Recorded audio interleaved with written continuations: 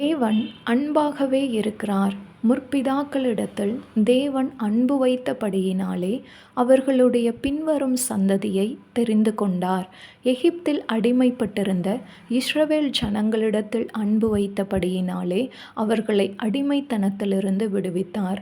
அந்நியரிடத்தில் அன்பு வைத்து அவர்களுக்கு அன்னவஸ்திரம் கொடுக்கிறார்.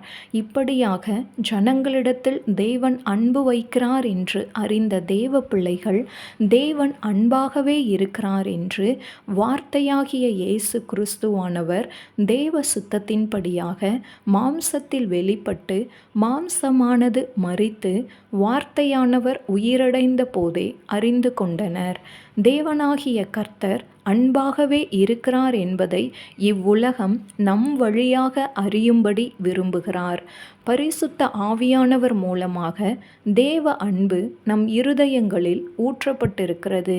இந்த அன்பு பிறருக்கு வெளிப்பட வேண்டுமானால் நம்மிடத்தில் கிரியை செய்கிற சுயமும் மாம்ச கிரியைகளும் முற்றிலுமாய் மரித்து தேவ வார்த்தையானது நம் வாழ்வில் பூரணமாய் வெளிப்படும் பொழுதே அது நிறைவேறும். தேவ வார்த்தை நம் வாழ்க்கையாகும்படி ஒப்பு கொடுத்து தேவ அன்பை வெளிப்படுத்துகிறவர்களாய் நாம் இவ்வுலகில் காணப்படுவோம். கர்த்தர் தாமே உங்களை ஆசீர்வதிப்பாராக.